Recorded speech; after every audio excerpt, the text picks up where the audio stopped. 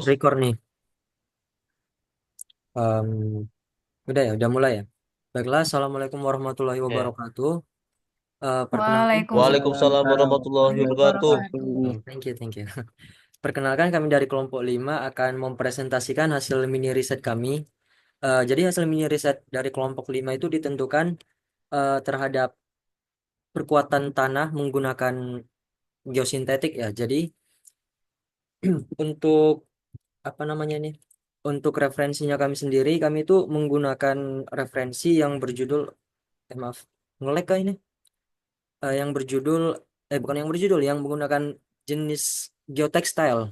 Jadi geotextile itu salah satu dari jenis geosintetik yang dapat memperkuat stabilitas tanah dan juga meningkatkan safety factor dari tanah timbunan. Jadi kita mulailah ya dari apa namanya? Kok nggak bisa. Nah, dari latar belakangnya. Jadi latar belakang mungkin bisa dibacakan oleh siapa ya kalau satu kelompok sih? Oh, boleh oleh Nugra mungkin. Silakan Nugra.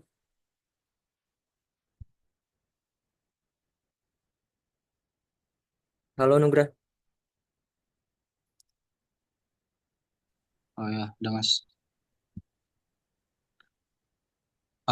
Latar belakang tanah timbunan dapat mengakibatkan penurunan pada tanah dasar sehingga bisa menjadi pada tanah tertentu, terutama pada tanah lunak.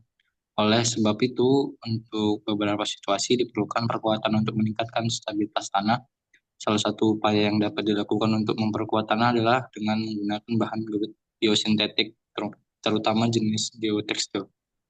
Jadi baiklah, saya akan lanjutkan untuk hubungan ke jurnal referensinya ya. Jadi kelompok 5 itu mengambil jurnal referensi yang berlokasikan itu, sebentar maaf, berlokasikan di mana dia ya? Di Kabupaten Karanganyar. Jadi di Kabupaten Karanganyar itu akan dibangun jalur ganda kereta api yang dengan jalur itu antara Solo Balapan ke Kadipiro ke Kalioso di Kecamatan Gondang Rejo. Jadi pada lokasi itu eh, tanah dasarnya itu akan dibangunkan jalan rel itu tadi. Nah, jadi sehingga bakal terjadi penurunan tentunya karena adanya tanah timbunan. Nah, terutama pada daerah itu memang tanah dasarnya itu berupa didominasi oleh tanah lempung ya. Jadi perlu perkuatan menggunakan jenis geosintetik terutama jenis geotextile untuk meningkatkan safety factornya.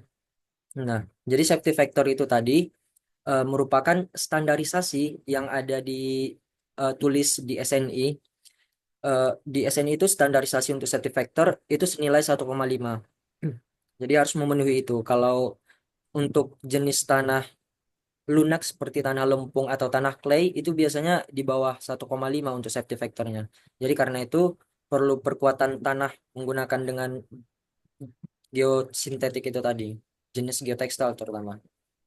Baiklah, selanjutnya untuk tujuan penelitian akan dilanjutkan oleh teman satu kelompok saya. Silahkan Najwa, silahkan.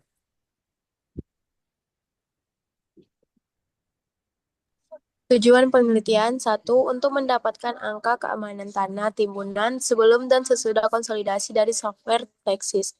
Dua, untuk mendapatkan angka keamanan tanah timbunan setelah perkuatan dengan Geo. Tiga, mencari data penurunan tanah timbunan sebelum dan setelah konsolidasi yang didapat menggunakan Plexis. Next. Oke. Baik.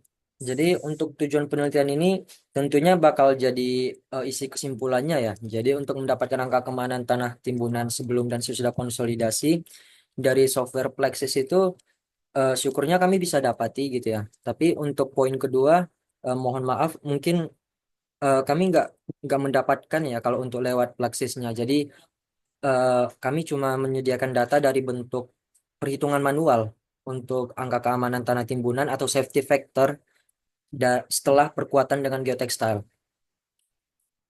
Nah, untuk poin ketiga itu kita akan mendapatkan penurunan tanah timbunan, maksudnya penurunan tanah dasar ya itu maaf typo itu penurunan tanah dasar setelah diberikan tanah timbunan atau setelah di ada konstruksi tanah timbunan sebelum dan sesudah terjadinya konsolidasi. Jadi konsolidasi itu proses di mana tanah itu bakal turun secara perlahan-lahan ya ke bawah itu.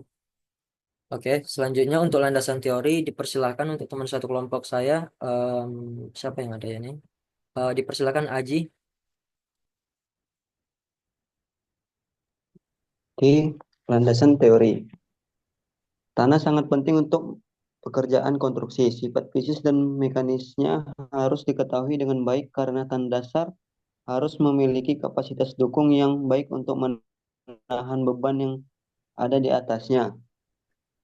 Dalam proyek teknik sipil, penurunan sering terjadi. Salah satunya solusi yang dapat mengurangi penurunan dan meningkatkan faktor keamanan lereng adalah penggunaan geotextile menurut menurut Pikirannya mah sendiri. menurut Kusamardawani dan Astuti 2019.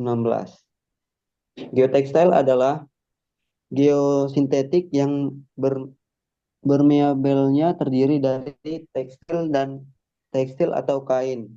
Geotekstil terbuat dari polietulen dan polyamide atau nilon dan fiberglass. Sekian dari saya. Lanjut, Oke. Som. Baiklah, selanjutnya dilanjut ke metodologi ya. Jadi seperti yang saya sebutkan tadi, eh, untuk data survei itu didapatkan dari sumber data sekunder ya, karena metodologi yang kami lakukan itu adalah menggunakan eh,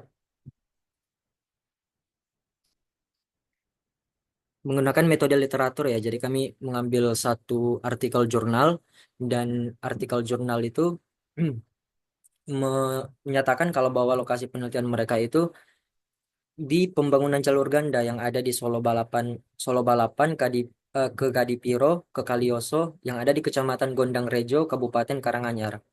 Nah, untuk jenis data nanti yang disediakan itu ada data tanah ya. Data tanah ini yang nantinya akan diinput ke Plaxisnya sehingga akan menghasilkan data output berupa penurunan dan juga safety factor untuk untuk apa namanya tuh? Untuk tanah timbunan setelah tanah timbunan dibangun di atas tanah dasarnya. Nah, untuk data geotextile ini itu nantinya yang akan digunakan bentar ya. Data geotextile itu data yang digunakan untuk menghitung safety factor setelah dilakukan perkuatan menggunakan data geotextile secara manual nanti kita hitungnya. Nah, untuk data pembebanan itu eh, data yang dimiliki untuk bentar ya untuk apa namanya tuh? Untuk data berupa itu jalan jalan ganda yang dibangun itu tadi.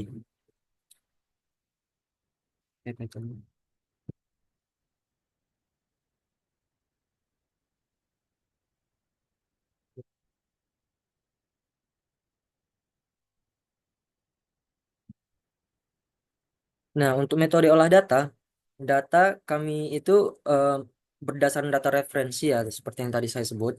Nah, untuk lebih lanjutnya, saya akan tunjukkan data artikel jurnal yang kami gunakan sebagai referensi. Sebentar ya, kita ganti dulu ininya. Di sini. Oke, kelihatan tidak? Ini referensi jurnal yang kami gunakan berjudul Analisis Stabilitas Timbunan Tanah dengan Perkuatan Geotekstil menggunakan software Plaxis.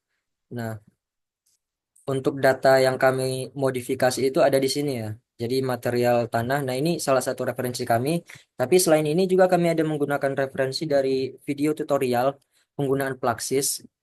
Jadi data itu digabung dan sudah kami modifikasi untuk dihitung ulang ya di Plaxisnya nanti nanti akan ditunjukin hasil grafiknya dari model desain. Nah, ini untuk data geotextile. Ini cuma dari referensinya ya. Untuk punya kami itu sudah dimodifikasi. Nah, ini data pembebanannya. Nah, kemudian untuk mana tadi dia? Untuk data kami sendiri bisa kita lihat di sini ya. Mohon maaf bentar ya. Agak jauh di atas ini. Mana dia? Nah ini. Nah, jadi untuk data tanah ini data material tanahnya ya, parameter tanah ini. Jadi kami ada tanah timbunan yang berupa itu material berbutir dia. Kemudian lapisan selanjutnya itu ada sandy clay, berupa sandy clay, medium dense sand, dan lapisan terakhir atau lapisan paling bawah itu stiff clay. Jadi seperti yang saya bilang tadi, tanah di lokasi pembangunan jalur ganda itu tadi memang dinominasi oleh tanah lempung ya. Ini sandy clay, terus juga stiff clay itu. Nah, kemudian untuk data geotextile ini sudah kami modifikasi ya. Dan ini untuk data pembebanannya. Oke, baik. Kita kembali ke PPT-nya. Mana PPT? Oke, PowerPoint. Nah, sekian untuk metodologi ya. Kemudian kita lanjut ke hasil analisa jaring elemen. Jadi, di geotextile, di Plaxis itu, hal pertama yang kita cari itu sebenarnya hasil analisa jaring elemen ya. Nah, untuk mendapatkan ini, saya akan melakukan sedikit langkah-langkah ya untuk di Plaxisnya nanti. Di Plaxisnya tadi. Mungkin ya ada kelompok yang menggunakan software lain ya seperti AutoCAD atau GeoStudio. Jadi saya akan tunjukin cara untuk mendapatkan datanya. Maaf ya bentar, di sini. Share. Nah, jadi maaf untuk gimana? Oh, aduh. Bentar ya, kita buat berkas dulu. Aduh, gimana sih ini? Oh my God, mana dia ya?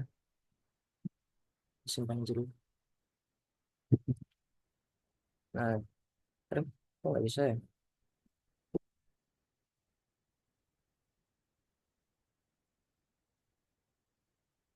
Hmm, nggak bisa dia. Aduh, Bang. Maaf ya, bentar.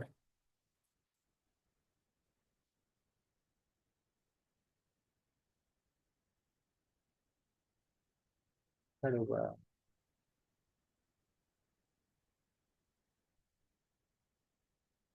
Gimana sih?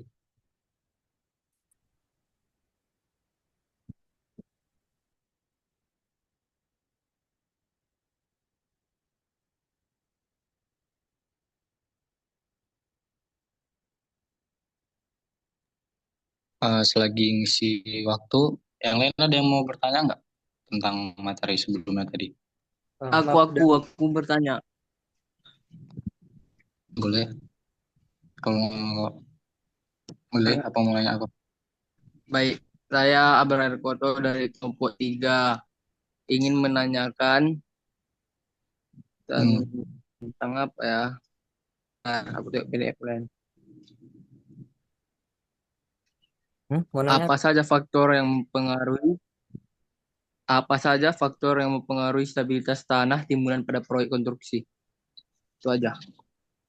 Oke, baiklah. Kami simpan Pengaruh ya? dulu ya pertanyaannya. Iya, Jadi ini Pengaruh. bentuk bentuk polosan dari Plaxis ya. Jadi yang pertama kali kita lakukan itu untuk membuat model desainnya. Jadi model desain ini kita tarik di sini ya. Ini line ini. Garis geometri itu line. Terus kita buat di 0,0 di sini ya. 0,0. Terus ya seperti membuat grafik pada umumnya kita dasari dengan titik koordinat ya. Ini untuk model desain kami seperti yang dapat dilihat di PPT tadi, kita akan buat ulang ya di sini. Jadi 20 0. Jadi ini di sini ditulis koordinatnya. Yang paling kiri itu menandakan koordinat X dan paling kanan itu menandakan koordinat Y. Terus kita enter.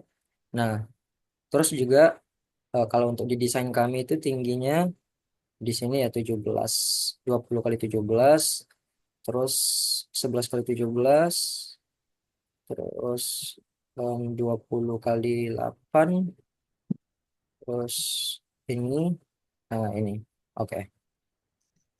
Untuk membatalkan ini, membatalkan penggarisannya kita bisa klik kanan, nah pada mouse atau klik S, bukan klik apa namanya, tekan SC di keyboard. Nah, untuk ini setelah begini kita bakal membuat lapisannya, membuat lapisan pada masing-masing tanah. Nah, untuk data model desain kami itu ada di ketinggian 8, kemudian ada di ketinggian 13 ya di sini. Dia setinggi 5 meter, kemudian setinggi 3,85. Nah, begini. Nah, kemudian setelah begini, kita akan masukin properti parameter tanahnya. Nah, itu untuk masukin itu kita klik ini, kumpulan data material. Nah, tanah dan antarmuka itu dibiarin aja, terus kita klik baru di sini. Nah, kita mulai dari tanah lapisan paling bawah ya. Itu tadi Steve Clay di sana, di punyakannya, di model desain kami. Nah, untuk Steve Clay, karena dia itu tanah lempung, yang artinya dia permeability-nya rendah, kita itu pakainya tak tak terdrainase karena eh, yang opsi terdrainase itu lebih ke arah tanah pasir ya yang punya banyak yang berbutir kasar gitu.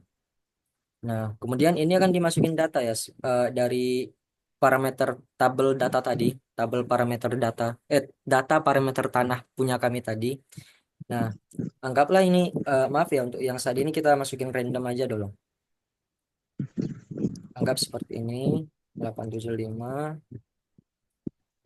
875.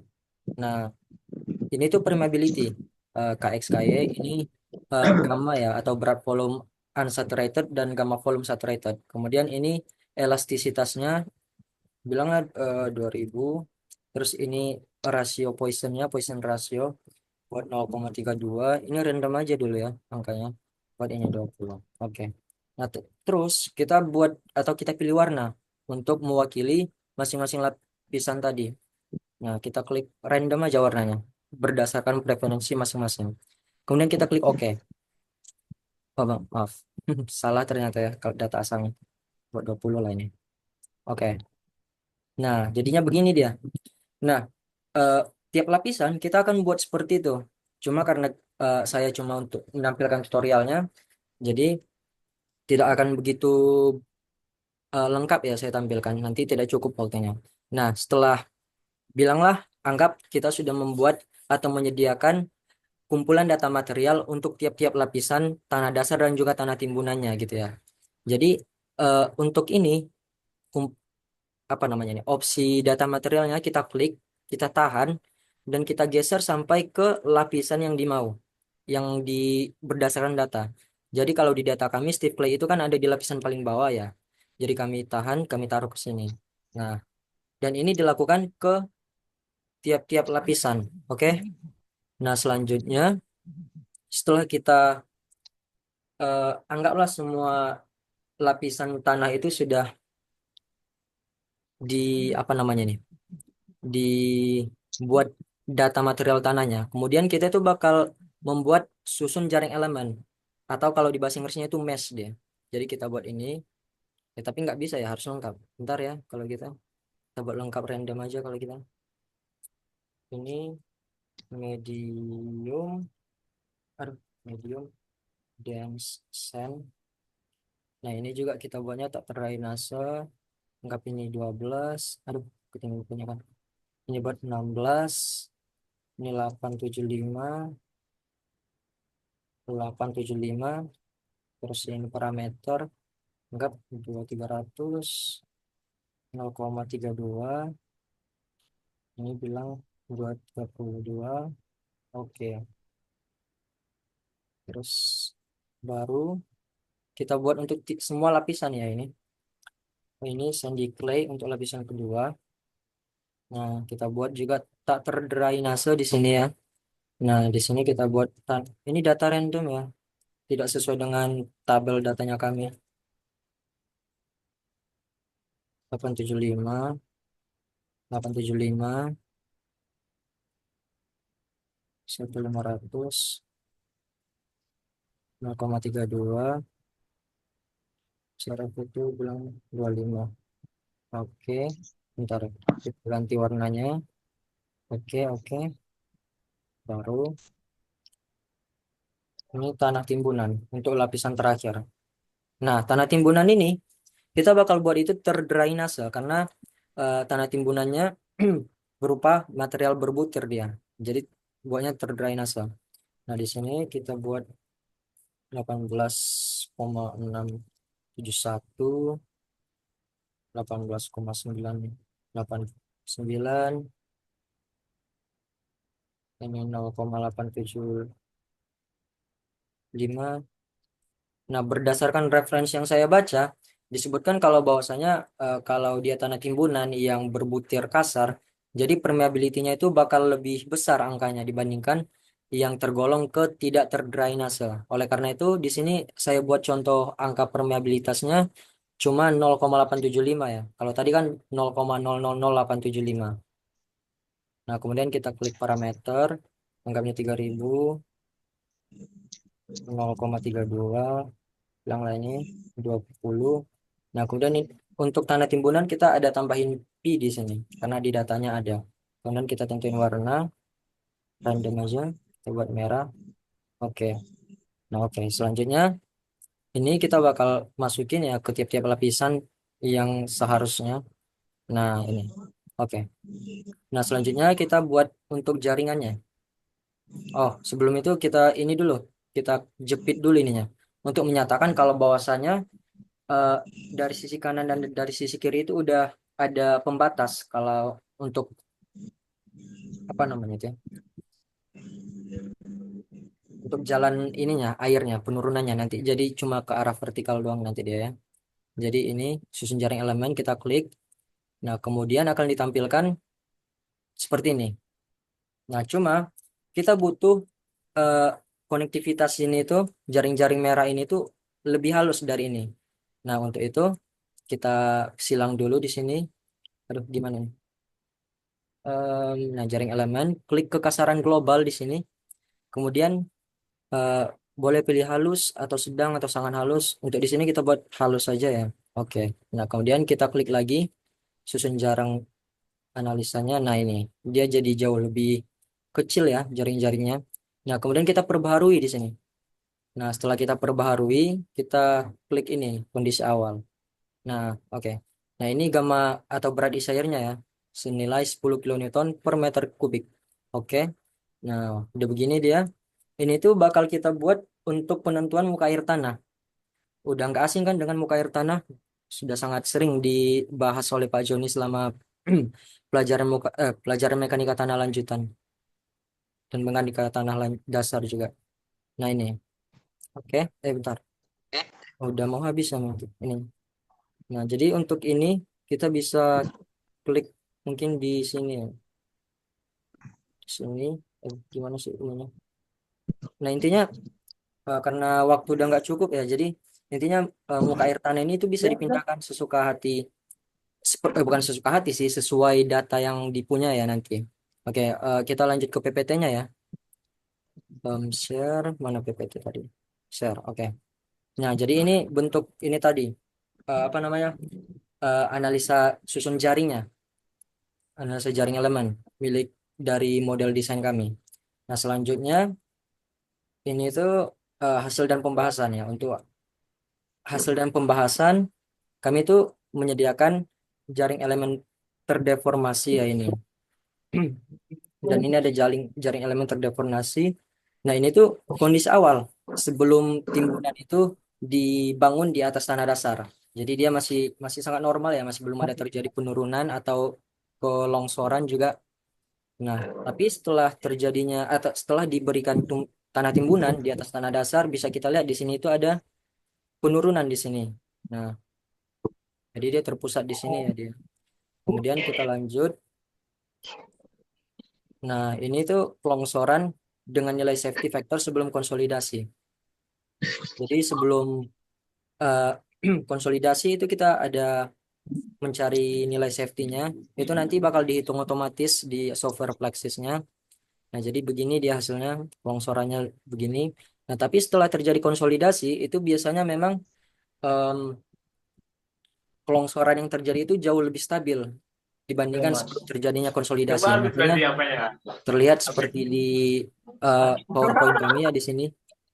Nah, kemudian ini adalah kita membuat kurva safety factor untuk membandingkan sebelum dan sesudah konsolidasi terjadi menggunakan software Plaxis. Cuma di data kami perbandingannya itu tidak begitu jauh ya, tidak begitu signifikan. Jadi ini sebelumnya, nah, dan ini sesudah.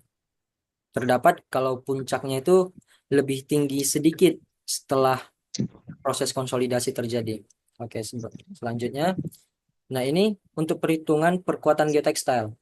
Jadi, karena kami tidak punya cukup waktu untuk belajar menggunakan software Plaxis untuk menghitung apa namanya safety factor setelah dilakukan perkuatan dengan geotekstil.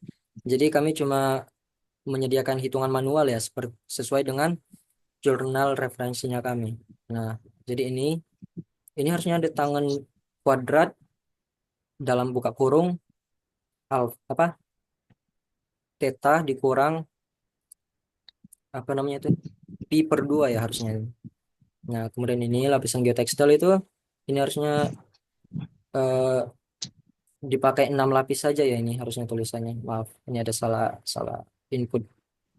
Nah, kemudian untuk perhitungan stabilitas internal, nah ini bisa kita lihat 55,2271 kN meter kubik, meter kuadrat, maaf. Nah, kemudian nilai tegangan ultilimit sebesar ini, kuat dukung tanah yang terjadi. Nah, ini. Kemudian untuk mencari nilai safety factornya, tegangan ultilimit dibagi dengan kuat dukung tanah ya ini. Nah, didapatlah hasil 1,887 setelah diperkuat menggunakan geotekstil. Nah, dia melebihi standar yang di apa namanya ditentukan oleh SNI sebesar 1,5 yang menandakan kalau bahwasanya setelah diperkuat dengan geotekstil, tanah dasar pada lokasi itu layak pakai. Artinya penurunannya tidak akan melebihi persyaratan yang ditentukan oleh SNI. Jadi stabil, aman, dan layak untuk dipakai sebagai tanah dasar untuk tanah timbunan. Nah, kemudian untuk kesimpulan, ada ini lagi nggak? Mungkin bisa dibaca oleh Koirul Rafite. Koirul Rafite dipersilakan. Kesimpulan dari pembahasan yang sudah Mas Sony sampaikan yaitu yang pertama, didapatkan hasil akhir di mana faktor keamanan atau safety faktor sebelum konsolidasi sebesar 1,6037, sedangkan faktor safety setelah konsolidasi sebesar 1,5999. Dan yang kedua yaitu nilai safety faktor setelah diperkuat dengan geosintetik bernilai 1,887. Dan yang ketiga, data penurunan tanah pada Plexis menunjukkan nilai yaitu penurunan sebelum konsolidasi tanah sebesar turun 40,32 cm. Sedangkan untuk penurunan setelah konsolidasi sebesar 113,78 cm. Baiklah, sekian presentasi dari kelompok kami. Karena waktunya nggak cukup, jadi mungkin untuk sesi tanya jawab dipersilakan ya lewat chat aja. Nanti bakal kami jawab lewat link Zoom yang lain. Jadi terima kasih atas perhatiannya. Akan ditutup mulai dari saat ini. Terima kasih. Assalamualaikum warahmatullahi wabarakatuh. Waalaikumsalam warahmatullahi warahmatullahi wabarakatuh. wabarakatuh.